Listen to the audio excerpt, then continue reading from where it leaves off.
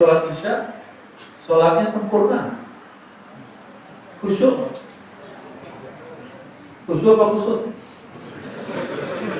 Jujur ya. Jujur ya. Khusyuk apa khusyuk? Mulai dari awal takbir sampai assalamualaikum. Berapa persen dengan Allah? Nabi dalam hadis Tabarani mengatakan di akhir zaman itu sebagian orang cuma dapat bagian sholatnya 10%. Usyur 10. Ada yang dapatnya 1/8, ada yang dapatnya 1/20, ada yang 1/30, ada yang setengah.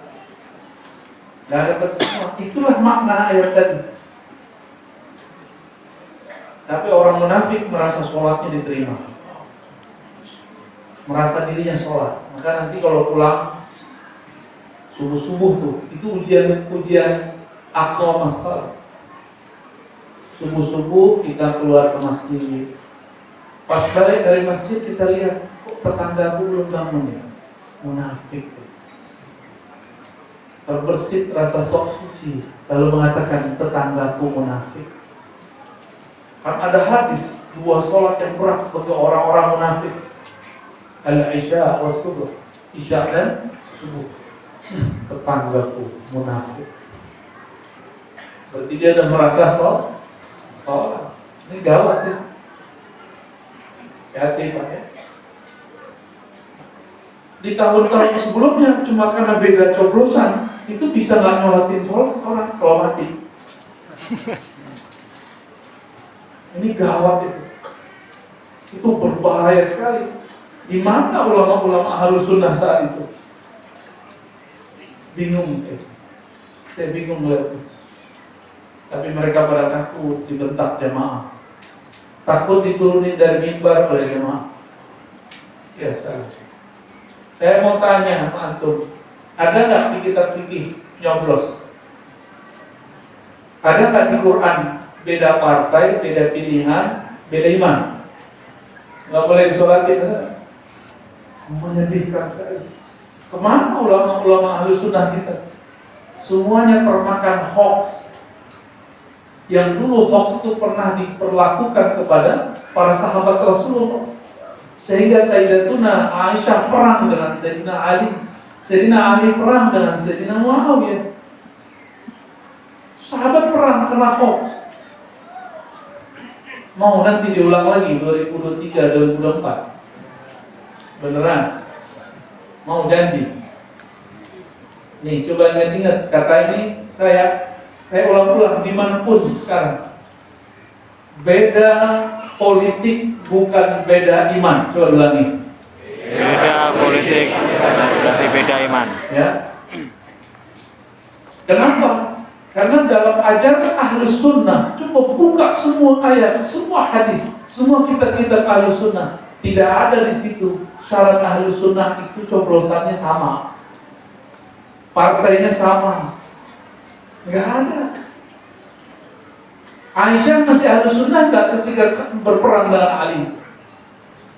Ali masih Ahlus Sunnah enggak ketika perang dengan Muawiyah? Yang enggak Ahlus Sunnah itu yang mengkafirkan mereka semua, namanya Khawarij. Antum yang mana yang kafir-kafirkan? Jangan ulangi kesalahan itu. Untung orang Indonesia adem-adem, gak emosional seperti di sana. Dan untung di negeri ini tidak bebas pegang senjata. Di Yaman semua orang boleh pegang senjata, udah kayak bawa kain tongkat. Dan atau di Mesir boleh. Alhamdulillah di negeri kita dibatasi. Dan ini nikmat besar dari Allah Subhanahu wa Ta'ala. Wa aqamus shalah. Mereka berusaha menyempurnakan sholat. Kapan sempurna sholat kita? Kapan sempurnanya? Anta'budallah ka'annaka tara. Engkau ibadah menyembahnya seakan-akan melihatnya. Jika tidak, yakinlah bahwa dia melihatnya. Ada yang bisa lihat Allah? Berarti yang lihat Allah siapa? Allah juga. Maka anta'budallah itu engkau menyembahnya seakan melihatnya. Engkau melihatnya dengan pandangannya. Jadi siapa yang memandang? Allah juga yang memandang. Karena la tudrikul absar wa huwa yudrikul absar. Allah itu tidak dapat dicapai oleh pandangan orang yang memandang. Tapi pandangan yang meliputi semua pandangan. Kalau Allah pinjamkan pandangannya itu, sifat basarnya kepada kita, baru kita bisa melihat Allah Subhanahu wa ta'ala.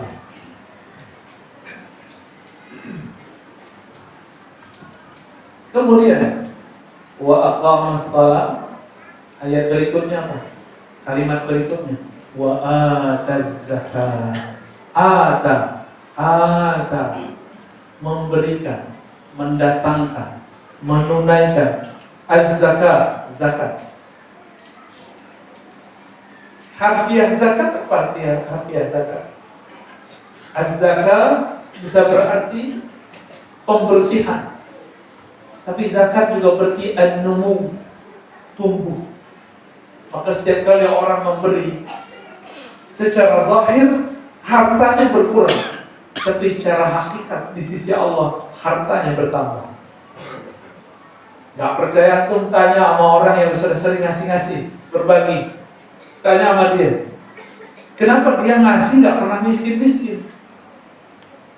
Malah tambah berkah. Di sini dia bakar duitnya, dia bagi-bagi uangnya, dia korbankan dirinya untuk dakwah, untuk menyokong berdakwah misalnya. Tapi di tempat lain Allah akan sokong dia.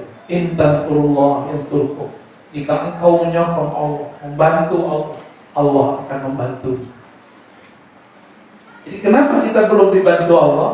Karena kita belum membantu agama Allah, belum bantu kekasih-kekasih Allah. Salat itu hubungan hamba dengan Allah, sedangkan zakat hubungan makhluk dengan makhluk, sempurna. Tapi tidak cukup, masih ada lafaz berikutnya, walam yakhsha illallah. Inilah yang disebut ma'rifat. Secara harfiah, lam yakhsha, tidak takut kecuali kepada Allah. Tapi secara maknawi dapat diartikan mereka bermakrifat kepada Allah Subhanahu wa ta'ala. Itu arti walam yakhsha illallah. Dapatkah kita sungkan hormat kepada seseorang kalau kita tidak kenal dia? Bisa nggak? Bisa nggak? Atau nggak hormat seseorang, bisa menghormati dia? Nggak kenal dia, terus bisa nggak respect kepada dia? Nggak bisa. Kita hanya bisa respect, hormat kepada orang yang kita kenal, apalagi kepada Allah. Maka kenal Allah dulu baru sholat. Sebenarnya kenali dulu Allah baru sholat. Makanya kenal Allah ini ditaruh di depan. Man amana billah.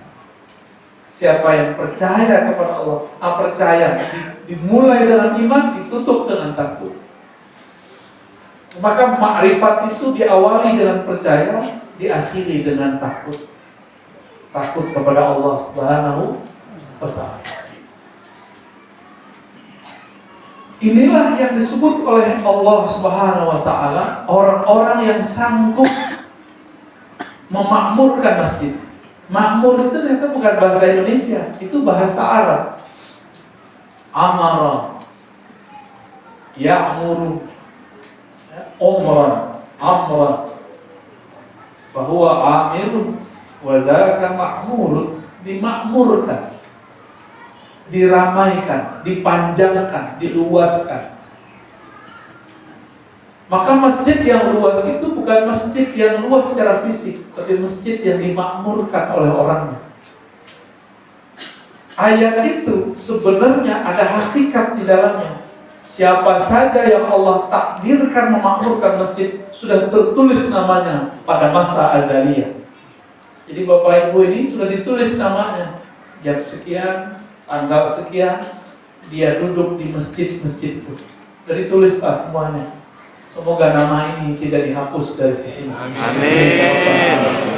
Nama kita sudah ditulis. Cuma dulu Itu kan masa azaliyah yang ditulis ruhnya, bukan tubuh fisiknya.